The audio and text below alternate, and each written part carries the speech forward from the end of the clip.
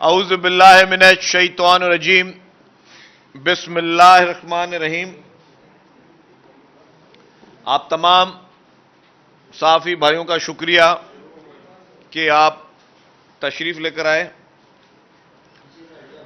आज 3-4 अहम बातें आप लोगों से करनी है, जो कि 3-4 अहम इश्यूज हैं इस वक्त, उस पर थोड़ी तफसीली बात करनी है। शुरुआत में मैं थोड़ी सी बात कर लूं अबाउट कि कल के जो इलेक्शन हुए थे। कल जो इलेक्शन हुए उसमें अल्हम्दुलिल्लाह साफ और शफाफ इलेक्शन हुए। कहीं पे भी कोई खुदा न खास्ता कोई बहुत बड़ा क्लैश या कोई जानी नुकसान या कोई बहुत बड़ी कोई कैजुअलिटी इस तरह की कोई चीज नहीं हुई। कानून नाफिज करने वाले इदारे उधर मौजूद थे। जहां पे इक्का दुक्का छोटे मामूली वाकयात हो रहे थे, वहां पे मुकम्मल तौर पर उनको सपोर्ट किया जा रहा था। और आपने देखा कि कल की इलेक्शन में अल्हम्दुलिल्लाह पाकिस्तान पीपुल्स पार्टी ने सिंध भर में एक अच्छी कामयाबी हासिल की और सिंध की आवाम ने पाकिस्तान पीपुल्स पार्टी की लीडरशिप मोहतरम बिलावल भुट्टो जरदारी साहब, प्रेसिडेंट आसिफ अली जरदारी साहब और जो सिंध हुकूमत है उस पर मैं समझता हूं कि एक एतमाद का इजहार किया। और लोग देख रहे हैं कि कौन सी हुकूमत काम कर रही है, कौन सी हुकूमत आवाम के लिए काम कर रही है। खुसूसन अगर मैं कराची की बात करूं तो कराची में आपने नोट किया होगा कि लोगों ने कराची के में जो भी हुकूमत संजीदगी से काम करी उसको लोगों ने वोट दिया। लोगों ने वोट दिया कि पाकिस्तान का सबसे बेहतर और सबसे बेहतरीन हेल्थ सिस्टम कराची में मौजूद है। कचरा कराची का उठ रहा है, लोगों ने वोट दिया। कराची में बसेस चल रही हैं, लोगों ने वोट दिया। तो ये सारी चीजें जो हैं, इसके अलावा बेशतर काम जो कराची में इंफ्रास्ट्रक्चर में भी काम हो रहा है। अरबों रुपए की स्कीम्स जो है सिंध हुकूमत की चल रही है कराची में, उन सारी चीजों को लोगों ने अप्रिशिएट किया। और सिंध भर के बाकी जिला में भी सैलाब में जिस तरह पीपुल्स पार्टी खड़ी रही, सिंध भर में सैलाब में, सिंध भर में अपने लोगों के साथ खड़ी रही, उनकी मजबूरियों में उनके साथ खड़ी रही। उन सब चीजों को का फैसला कल कराची सिंध भर की आवाम ने दिया, जो कि पीपुल्स पार्टी के हक में था। अब मैं आ जाता हूं दूसरी बात पर। जो मुल्क के कुछ मसले होते हैं जो कि मुल्क के मसले होते हैं और उनकी अहमियत जो है वो मुल्क के लिए होती है। उन चीजों की ऑप्टिक्स की भी वैल्यू होती है और इंटरनेशनल में उन चीजों की वैल्यू होती है। पाकिस्तान के फॉरेन मिनिस्टर मोहतरम बिलावल भुट्टो जरदारी साहब एससीओ की मीटिंग अटेंड करने के लिए भारत गए। और एससीओ एक तंजीम है जिसमें उनको पाकिस्तान की नुमाइंदगी करना से जाहिर होता है कि पाकिस्तान संजीदा मुल्क है। वो तमाम फोरम्स को संजीदगी के साथ लेता है। जब ये चेयरमैन बिलावल भुट्टो जरदारी साहब भारत रवाना हुए तो साबिक फॉरेन मिनिस्टर शाह महमूद कुरैशी साहब का से किसी ने पूछा कि जी क्या बिलावल भुट्टो जरदारी साहब को भारत जाना चाहिए और उसकी सिग्निफिकेंस क्या है। शाह महमूद कुरैशी जो कि पीटीआई के वाइस चेयरमैन है और साबिक फॉरेन मिनिस्टर हैं, जो कि फॉरेन रिलेशंस को समझते हैं, उन्होंने कहा कि जी बिल्कुल जरूर जाना चाहिए। बिल्कुल अच्छा किया उन्होंने जाकर। और वहां यही एक पाकिस्तान को इंटरनेशनली अपने आप को कनेक्टेड रखना चाहिए, डिस्कनेक्टेड नहीं रखना चाहिए। मतलब किसी भी दुनिया के आप बच्चे से पूछें तो वो ये कहता है कि जी ये दौरा बहुत अहम था और इस दौरे में पीपुल्स पार्टी को पाकिस्तान की नुमाइंदगी वो होनी चाहिए थी, जो कि बिलावल साहब ने वहां जाके की, जोरदार अंदाज में की। कश्मीर के मसले पे उन्होंने बात करके की। कश्मीर के उन्होंने कहा कि जो कश्मीर के हालात पहले थे, जो स्टेटस भारतीय हुकूमत ने उसका तब्दील किया, उस पर आप ले आए तो फिर हम बात करेंगे। फिर उन्होंने समझौता एक्सप्रेस पे जो भारतीय दहशतगर्दी थी उस पर डट के पाकिस्तान का मौकफ फॉरेन मिनिस्टर बिलावल भुट्टो जरदारी साहब ने पेश किया। और उन हालात में बिलावल भुट्टो जरदारी साहब गए जिन हालात में भारत की तरफ से जो भारतीय जनता पार्टी है बीजेपी, उसने आपके मुल्क के फॉरेन मिनिस्टर के सर की कीमत रखी हुई थी, हेड मनी रखी हुई थी। एक मुल्क का फॉरेन मिनिस्टर जिसके सर की कीमत वहां की हुक्मरान जमात ने रखी हुई थी, और उसके बावजूद फॉरेन मिनिस्टर वहां गए, अपनी हिम्मत दिखाई, ये जुर्रत दिखाई कि वो शहीद जुल्फकार अली भुट्टो के नवासे हैं। उन्होंने ये हिम्मत दिखाई कि वो शहीद मोहतरमा बेनजीर भुट्टो साहिबा के फर्जंद हैं। उन्होंने ये हिम्मत दिखाई कि वो मर्द मुजाहिद आसिफ अली जरदारी के बेटे हैं, और वो वहां गए और हिम्मत के साथ, जुर्रत के साथ, जिस शख्स को उन्होंने यूनाइटेड नेशन में butcher of Gujarat and he is the butcher of Kashmir कहा, उसके मुल्क में वहां ललकार के उन्होंने बाआवाज़ बुलंद अपने मुल्क का मुकदमा लड़ा। लेकिन हुआ क्या, जो मैं कहता हूं कि इलेक्शन कमीशन ऑफ पाकिस्तान की जो जजमेंट है, जो चिल्ला चिल्ला के कहती है कि पीटीआई और इमरान खान के फॉरेन फंडिंग केस में भारत और इस्राइल से पीटीआई और इमरान खान फंडिंग लेती है, इल्लीगल फंडिंग लेती है, जो पाकिस्तान की सियासत में इस्तेमाल होता है। इमरान खान और पीटीआई ने दौरा भारत के दौरान नमक हलाली की उन भारतीय पैसों की, जो भारत से फंडिंग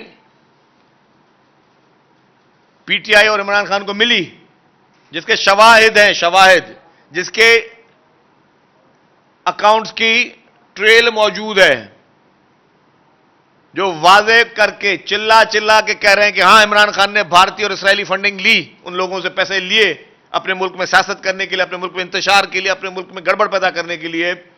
वो नमक हलाली पीटीआई के कुछ मरकजी रहनुमाओं और इमरान खान ने की। और कल खुसूसी तौर पर इमरान खान ने जिस लहजे में फॉरेन मिनिस्टर के लिए कहा कि मैं वो लफ्ज दोहराना भी नहीं चाहता कि जिसको नहीं जाना चाहिए था भारत, मतलब आप ये सोचें कि भारत भी ये चाह रहा था कि पाकिस्तानी फॉरेन मिनिस्टर ना आए, ताकि वो जितनी खुल के पाकिस्तान के लिए जहर उगलना चाहें या उगल सकें, या जो भी इंटरनेशनली पाकिस्तान को आइसोलेशन में डालना चाहें डालें। इमरान खान भी वही चाह रहे थे। भारतीय भी मीडिया और चंद लोग वहां, भारत के सियासतदान, वो फॉरेन मिनिस्टर बिलावल भुट्टो जरदारी साहब पर तनकीद कर रहे थे, यहां पीटीआई के मरकजी रहनुमा भी कर रहे थे। तो क्या फर्क रहा मुझे बताएं।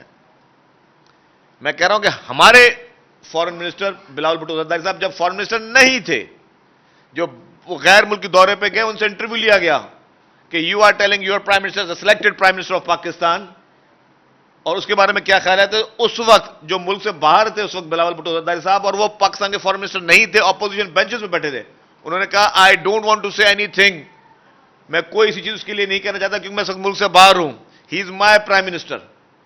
ये उनकी सियासी शऊर था, ये उनकी सियासी सोच थी। उन्होंने कहा कि वो मेरा प्राइम मिनिस्टर इमरान खान, हालांकि वो एक जाली प्राइम मिनिस्टर था, हालांकि वो गलत तरीके से हमारे ऊपर इंपोज किया गया, लेकिन क्योंकि घर के मसले होते हैं, अगर घर में आपको किसी से की शक्ल अच्छी लगती है, नहीं लगती है, आपके कोई इख्तलाफात हैं या नहीं है, वो आपने घर में हल करने होते हैं, वो बाहर जाके पूरी दुनिया में अपना मजाक नहीं उड़ाना होता। लेकिन कल इमरान खान ने भारत के साथ वो नमक हलाली की, पाकिस्तान के साथ जिसने उसको इज्जत दी, शौहरत दी, उसका नमक हरामी की। ये इमरान खान की नमक हरामी थी कि जिस तरह उसने कल अपने ही मुल्क के फॉरेन मिनिस्टर पे, जो कि एक अहम दौरे पे गए, जिसके लिए उनके अपने फॉरेन मिनिस्टर वाइस चेयरमैन कहते रहे जी उनको जाना चाहिए था। तो इस बेवकूफ को क्या पता कि फॉरेन रिलेशनशिप किस तरह मनाई जाती है, क्योंकि इमरान खान ने अपने दौर इक़्तिदार में पाकिस्तान को आइसोलेशन में लेके आए, पाकिस्तान का बदनामी का सबब इमरान खान बना। बरादरान जो ममालिक थे, उनके तोहफे तोहफ जिस तरह सरेआम दुनिया के दूसरे ममालिकों में बेचे गए, उससे आपके मुल्क का इंप्रेशन जो पैदा हुआ, बहुत सारी चीजें, मैं तफसीलात में नहीं जा रहा। लेकिन पीटीआई के फिर सोशल मीडिया पे जो उनके टीमें हैं, जिनका डोरें भारत और इसराइल से मिलती हैं, उन्होंने भी वही काम किया, क्योंकि पार्टी पॉलिसी थी। वरना अचानक किसके दिमाग में क्या जाग गया कि बिलावल भुट्टो जरदारी साहब जा रहे हैं भारत, अपने मुल्क की नुमाइंदगी करने, अपने मुल्क का केस लड़ने, अपने मौक़िफ़ की नुमाइंदगी करने, और पीटीआई के जितने भी लोग मौजूद है सोशल मीडिया पे, उन्होंने तनकीद के पहाड़ शुरू कर दिए। तो इसका मकसद क्या हुआ? इसका मकसद यह हुआ कि आपके मुल्क में यह अब स्टेबल हो चुकी है बात, यह सबके जहन में बात आ चुकी है कि इमरान खान गैर मुल्की दुश्मन मुमालिक के एजेंडा पे काम कर रहे हैं। इमरान खान चाहते हैं कि इस मुल्क में इंतशार हो, इस मुल्क में अनारकी हो, इस मुल्क की मईशत तबाह हो, इस मुल्क में लोग जो हैं वो लड़ाई झगड़े पे आए, इस मुल्क में इदारों के खिलाफ साजिशें चलें, इस मुल्क में तमाम इदारों को यरगमाल बनाया जाए, इदारों को गन पॉइंट पे रखकर अपने मकासद हासिल किए जाएं। यह सारा इमरान खान का एजेंडा है। और उस एजेंडा में अनफॉर्चुनेटली हमारे कुछ लोग इस्तेमाल हो रहे हैं। हमारी अदालत, जो कि पाकिस्तान की वाहिद अदालत होनी चाहिए, जिसपे 22 करोड़ अवाम के एक एक फर्द को अंधा यकीन होना चाहिए कि हां मैं अदालत गया, लेकिन वहां से अनफॉर्चुनेटली इस तरह के मैसेजेस आ रहे हैं, इस तरह के वाइब्स आ रहे हैं कि एक पॉलिटिकल पार्टी को मुस्तकिल तौर पर, हमेशा से यह हिस्ट्री रही है पाकिस्तान की पिछले काफी दिहाइयों से, कि इमरान खान के लिए एक खास सुलूक हमारी अदालतों से किया जा रहा है, लाडले की तरह उसको डील किया जा रहा है। मैं सिर्फ दो चीजों का मिसाल लूंगा। तारीख का बदतरीन जज, तारीख का सबसे मुतनाज़ा जज साकिब निसार, क्या हुआ? साकिब निसार जब अपने दौर में हुआ, इमरान खान को बज़ाहिर 4-5 बड़े काम करके दिए साकिब निसार ने। कानून की धज्जियां उड़ाकर सबके लिए इंक्रोचमेंट ड्राइव, इमरान खान के घर को रेगुलराइज कराया गया। सारे मुखालफिन पार्टी के लोगों को चुन चुन के नाअहल करना, उनको अदालत के कटहरे में बुलाना और उनके लिए रोजाना इस तरह के गलत झूठे रिमार्क्स देना, जिससे पब्लिक परसेप्शन ये पैदा हो कि बाकी सारे लोग जो हैं वो गलत काम करने वाले, और इमरान खान के लिए जजमेंट देना कि ये सादिक और अमीन है। ये साकिब निसार ने इमरान खान को फेवर्स दिए। फिर जितने भी इमरान खान के मुखालिफ थे उनको चुन चुन कर अदालत के जरिए, झूठे केसेस के जरिए, पूरा एक ट्रायका चल रहा था, पूरा एक जाल बिछाया गया था। आपने उनको जेलों में भेजा, आपने उनके खिलाफ मुकदमात बढ़ाए, उनको आपने जबरदस्ती झूठे जाली एहतसाब के ढांचे में लेकर आए, दूसरे मुकदमात बनाए, क्रिमिनल मुकदमात बनाए। ये सारे काम साकिब निसार ने इमरान खान की इमा पे किए। और फिर क्या हुआ वो देख लिया आपने कि उसके बदले में ज़ाहिर एहसान तो उसने इमरान खान पे किया, और इमरान खान ने बाकियों से एहसान फरामोशी की, लेकिन इमरान खान ने साकिब निसार के साथ एहसान फरामोशी नहीं की, क्योंकि आज दिन तक साकिब निसार उसके लिए, जैसे हम कहते हैं मीडिया मैनेजमेंट, साकिब निसार इमरान खान के लिए इस वक्त जुडिशरी मैनेज कर रहा है। साकिब निसार इमरान खान के लिए मनपसंद फैसले ले रहा है। जो जो भी मातें जहां जहां पे साकिब निसार की चल रही है, या कुछ मौजूदा ऐसे लोग हैं जिनकी चल रही है, वो इमरान खान के लिए माइक्रो मैनेजमेंट अदालतों में कर रहे हैं। रिसेंटली अभी, पहले मैं साकिब निसार की बात बताता हूं। साकिब निसार को टिकटें दी जा रही हैं कि साकिब निसार के कहने पे इलेक्शन के टिकट पीटीआई बांट रही है, और वो साकिब निसार और उसका बेटा करोड़ों रुपए में बेच रहे हैं। साकिब निसार और उसका बेटा इस गोरख धंधे में इन्वॉल्व हैं, और ये कनेक्शन अब साबित हो गया। जो आपके पास ऑडियो लीक्स हो रही हैं, और उस ऑडियो लीक को साकिब निसार ने डिनाई नहीं किया, या उसके बेटे ने डिनाई नहीं किया कि ये मेरी आवाज नहीं है।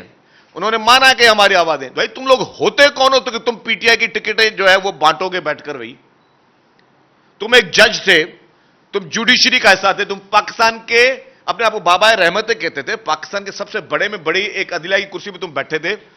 तुम्हारी औकात क्या है कि तुम बैठकर जो है वो टिकटें बांटो और तुम्हारे कहने में टिकटें मिले? तो अगर टिकटें तुम्हारे कहने में मिल रही हैं, ये स्टैब्लिश हो चुका है, तो फिर जितने फैसले साकिब निसार ने किए वो सारे के सारे अंडू होने चाहिए। वो फौरी तौर पर वो सारे फैसले खत्म किए जाएं। मैं रिक्वेस्ट करता हूं पार्लियामेंट से इस कनेक्शन को स्टेबल करते हुए फौरी तौर पर यह किया जाए। और फिर जिस तरह साकिब निसार टिकटें बेच रहा है, पंजाब की anti corruption NAB should call immediately Saqib Nisar और उसके बेटे को, दोनों को बुलाना चाहिए और दोनों को जेल में डालकर, जिस तरह बाकियों से आपने सलूक किए थे, प्रॉपर इनके 90 दिन के रिमांड लेने चाहिए और 90 दिन के रिमांड के बाद इनसे वो पैसे रिकवर करवाए जाएं जो ये पैसे उड़ा रहे हैं। और फिर जितने भी, मैं कहता हूं इसके लिए एक कमीशन बनाया जाए। अगर वो कमीशन और कहीं नहीं बनता तो पार्लियामेंट में बने, वरना कोई पार्लियामेंट्री कमेटी बनाए या कोई स्टैंडिंग कमेटी बनाए और उसमें जितने भी साकिब निसार के इस तरह के फैसले थे जो मुतनाज़े थे, जिसमें अब यह जाहिर होता है कि उसकी बदनीयती थी, एक एक की इंक्वायरी इन्वेस्टिगेशन होनी चाहिए। यह नहीं हो सकता, यह नहीं हो सकता कि साकिब निसार अब कहे जी मैं अब आम आदमी हूं। तुम आम आदमी नहीं हो। तुम्हारा connection during the office of your tenure वो क्वेश्चनेबल था, वो मुतनाज़ा था। तुम्हारा हर एक्शन लगता था कि तुम इमरान खान के को लाडला बना के बैठे हो, उसको out of the way favour दे रहे हो। और आज जब ये चीजें सामने आ रही हैं तो वो बरी ज़म्मान नहीं है। इसी तरीके से जो जो शख्स भी, चाहे आज वो मौजूदा बैठा हुआ हो किसी कुर्सी पे या जो माजी में बैठा, जो जो भी इस तरीके से किसी को out of the way favour दे रहा है, वो चीजें अब पार्लियामेंट में आनी चाहिए। पार्लियामेंट उनको देखे कि कोई अपने इख्तियारियात से तजावुज़ तो नहीं कर रहा। और अभी भी मैंने 2 दिन पहले देखा कि जी तोशाखाना केस में इमरान खान साहब को और उनकी अहलिया को नैब ने नोटिस दिया। अब वो नोटिस लेके चला गया हाई कोर्ट में और हाई कोर्ट कहती जी ये नोटिस जो है वो इलीगल है, उसकी कोई मीनिंग नहीं है या उसकी कोई उनका कोई हैसियत नहीं है। मैं आपको सैकड़ों केस ऐसे दिखा सकता हूं पाकिस्तान में, सैकड़ों केसेस, किसी को नोटिस मिला हो और अगर वो नोटिस में नहीं गया हो, उनको नैब ने दूसरे तीसरे दिन उठा दिया हो। सैकड़ों केसेस। ओपन चैलेंज करता हूं, कोई आगे मुझे डिबेट करे। सिर्फ नोटिस की बिना पे कि जी हमने इसको नोटिस भेजा, ये नोटिस पे नहीं आया, इसको हमने उठा दिया, अरेस्ट कर लिया। और फिर वहीं पे जुडिशरी 90 दिन के रिमांड देती थी उन चीजों पर। तो आज इस लाडले के लिए यह नया कौन सा कानून आ गया कि एक इन्वेस्टिगेशन इदारा जो कि किसी को बुला रहा है कि आओ तुम पर चोरी के इल्जामात हैं, और वो उस इदारे के पास जाके अपनी सफाई पेश करे, अपने आप को साबित करे कि नहीं जी मैं गलत आदमी नहीं हूं, मैं ठीक आदमी हूं। वो चला जाता है अदालत में कि जी उस इन्वेस्टिगेशन इदारे ने मुझे बुलाया कैसे, और अदालत बोले हाँ उसको तो बुलाने का इख्तियार ही नहीं है, नोटिस की कोई वैल्यू ही नहीं है। यानी कहां होता है ये पाकिस्तान में, और इससे पहले कैसे हुआ है? और अगर ये जायज है तो उन तमाम लोगों की, उन कैदों का, जेलों का हिसाब कौन देगा जिन लोगों ने सालों साल जेलों में गुजारे, जिन लोगों के इंतकाल जेलों में हुए, नैब की कस्टडी में जिनकी मौत हुई, उसका हिसाब कौन देगा पाकिस्तान में? और हम क्यों माफ कर दें किसी को? अगर किसी के साथ जुल्म हुआ है तो उसको माफ कर दो। अब ये नई प्रैक्टिस किसने शुरू की? मतलब आप ये कह रहे हो कि किसी भी कानूनी आईनी इदारे को इख्तियार नहीं है कि किसी के खिलाफ इंक्वायरी के लिए उसको बुला सके, उसको नोटिस दे सके, क्योंकि वो इमरान खान है, क्योंकि वो उनकी अहलिया हैं, तो वो कानून से, अदालत से, इन सारी चीजों से पाक है। कोई भी कानून के ऊपर लागू नहीं होता पाकिस्तान में, किसी किस्म की कोई भी जो है वो चीज उन पे लागू नहीं होती। सारी चीजें जो है वो जाए और वेस्ट चली गई। ये कैसे इस मुल्क में हम कोई बर्दाश्त करेगा? ये नहीं बर्दाश्त किया जा सकता। ये मैं समझ, ये लाकानूनियत है कि आप 80% पाकिस्तानियों को एक तरीके से ट्रीट करो और 20% पाकिस्तानियों को आप दूसरे तरीके से ट्रीट करो, स्पेशल ट्रीटमेंट दो, लाडला बनाकर पेश करो। यह किसी सूरत में काबिल कबूल नहीं है। मैं यह कहता हूं कि हर आदमी जवाबदेह है, और जिस तरह उसको अभी ये मैंने बताया कि out of the way president हुआ है कि आपने उसके नोटिस को कलदम करा दिया, नैब बुला नहीं सकती। इसी तरीके से क्या हुआ, जस्टिस वकार सेठी साहब, पेशावर हाई कोर्ट के हाँ, जस्टिस वकार सेठ साहब, उन्होंने कहा अपने जजमेंट में कि बीआरटी खैबर पख्तूनख्वा का में करप्शन हुई है, उसके लिए एफआईए और नैब इंक्वायरी करे। फिर जब वो सुप्रीम कोर्ट में जाता है केस, तो जस्टिस बंदयाल साहब, chief justice supreme court, justice Bandial साहब chief justice supreme court, justice Bandial साहब चीफ जस्टिस सुप्रीम कोर्ट ने स्टे ऑर्डर दे दिया कि नहीं, नैब और एफआईए इसको इंक्वायरी नहीं कर सकती, और वो स्टे एक्सटेंड होता रहा, एक दफा, दो दफा, तीन दफा, सालों साल वो स्टे एक्सटेंड होता रहा। मतलब ये आपने किसी और पॉलिटिकल पार्टी के लिए कब ये दरवाजे खोले? और मैं तो कहता हूं कोई पॉलिटिकल पार्टी एक इखलाकी जरूरत भी होती है ना, अगर मुझ पे कोई आज इल्जाम है, मुझे जाना चाहिए। मैं अगर चला जाऊं कि नहीं जी हाई कोर्ट में मुझे कोई आज इदारा बुलाए, मैं हाई कोर्ट में जाऊं जी, उस इदारे को मना करें, मेरे खिलाफ इन्वेस्टिगेशन ना करे, तो एक तो मैं अगर गया तो उसका मतलब मैं चोर हूं। अगर कोई शख्स अदालत में जाता है तो वो ये एडमिट करता है कि मैं चोर हूं, कि मुझे मेरी तलाशी ना ली जाए। मैं पहले मिसाल दे चुका, अगर यहां पे किसी का एक का मोबाइल अगर चोरी हो जाता है तो आप बोले यार मेरा मोबाइल किसने उठाया, बोले हमने नहीं उठाया, बोले वो मैं तलाशी ले, तो हम सब तलाशी के लिए तैयार है। जो तलाशी नहीं देगा जो शख्स, इसका मतलब वो चोर है। तो इमरान खान जो तलाशी नहीं देना चाहता था फॉरेन फंडिंग केस में, उसने उस पर भी स्टे लेने की कोशिश की, 6 साल लगवाए उसने। इसी तरीके से इमरान खान बीआरटी केपीके में तलाशी नहीं देना चाहता था, जिसमें केपीके हुकूमत की अपनी रिपोर्ट है कि 7 अरब रुपए के सिर्फ किकबैक्स यूज हुए हैं। वही इमरान खान अभी तोशाखाना में भी तलाशी नहीं देना चाहता। तो आपने इस मुल्क में अब यह फैसला कर दिया है कि सारे इदारे जाएं भाड़ में, और अगर जो शख्स बदमाशी करेगा या लाडला होगा या वो मेरी जाती पसंद होगी, उसको हम तलाशी देने भी नहीं देंगे। वाह क्या निजाम है हमारे मुल्क का। उसको तलाशी देने के लिए भी हमने मना कर दिया, वो तलाशी भी नहीं देगा क्योंकि उसको सपोर्ट है, वो किसी ना किसी का लाडला है। अगर यही मुल्क में चलना है तो बाकी सारे इदारे बंद कर दिए जाएं। फिर आप आज नैब को, एंटी करप्शन को, बाकी जुडिशरी को, सबको बंद कर दो, ताला लगा दो। अगर आपने यही मुल्क में खुदा ना खास्ता प्रेसिडेंट पैदा करने हैं कि इमरान खान की तलाशी भी नहीं हो सकती। इलेक्शन कमीशन के फैसले के बाद, जिसमें उन्होंने कहा कि इसने मनी लॉन्ड्रिंग की है, इलेक्शन कमीशन ने कहा कि इन्होंने इतने सारे अकाउंट्स जिसमें बाहर से पैसे आए वो इन्होंने छुपाए हैं, वो इन्होंने डिक्लेयर नहीं किए, वो उन्होंने ईसीपी में डिक्लेयर नहीं किए, वो उन्होंने ईयरली अपने गोशवारों में जमा डिक्लेयर नहीं किए। उस पर सब पूरी कौम खामोश है, ना उस शख्स को हथकड़ी लगती है, ना वो शख्स गिरफ्तार होता है, वो कानून से बालातर है। अगर ऐसे शख्स को हर जुर्म, मतलब उसको 100 खून भी माफ है, तो बता दिया जाए।